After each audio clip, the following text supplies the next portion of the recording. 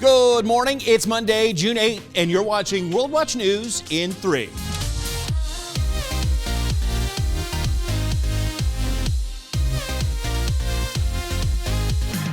So not only did this save jobs, but we now see people coming back to work. After record-setting job losses due to the coronavirus response, now record-setting job gains as the economy begins to reopen. 2.5 million jobs came back in the month of May.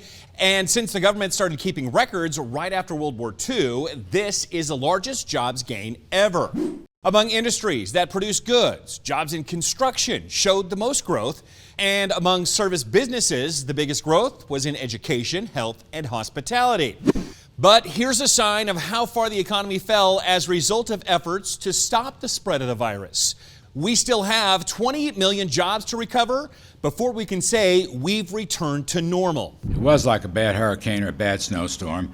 There's a lot of heartache in that, and there's a lot of hardship in that, absolutely. But they're sharp and fast, and they recover fast. And we are beginning to see this rapid recovery. The unemployment rate fell from nearly 15% to just above 13%, but that's still very high, meaning more than 1 in 10 remains out of work.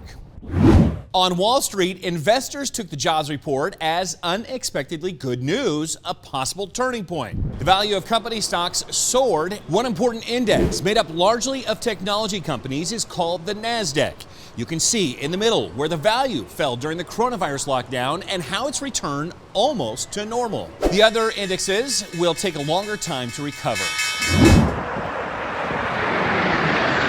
76 years ago, remembering a harrowing turning point in the world history, the Allied invasion of Europe, also known as D-Day. It was June 6, 1944, Normandy, France, the beginning of the end of Hitler's grip on Europe. More than 160,000 troops, 13,000 aircraft, 5,000 ships. Of those troops, 10,000 dead or wounded or missing in action.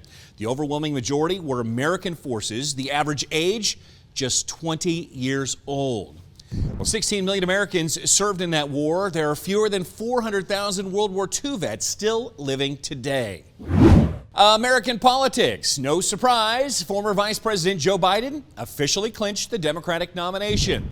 He'll square off against President Trump in November. Biden needed 1,991 delegates. He earned his 1,992nd.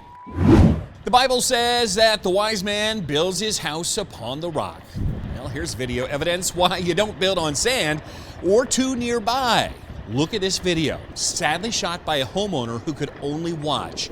His home and 7 others swept into the Norwegian Arctic Ocean following a powerful landslide.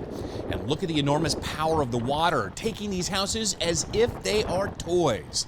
Thankfully, no one was killed or injured. One dog who got swept away into it was able to swim safely to shore. We end today where we began, with economies starting to reopen, jobs starting to return. But is this a vision of what reopen might look like? This is in the Netherlands. A waitress with a human name, Amy, serving up some Asian fusion. Thank you. That's cool. That's a little awkward. I don't know, it's weird.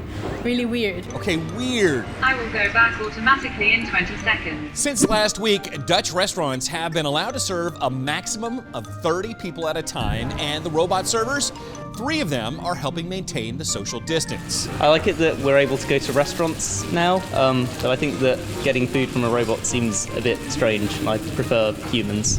Yikes! I wonder if robots will start doing the news. World Watch in 3. World Watch in 3. Well, thanks for watching, everybody. I'm the Big Bash. Make sure that you subscribe below. It's totally free, and we'll let you know whenever there's a new program. And as always, remember, no matter the news, the purpose of the Lord will stand. We'll see you tomorrow.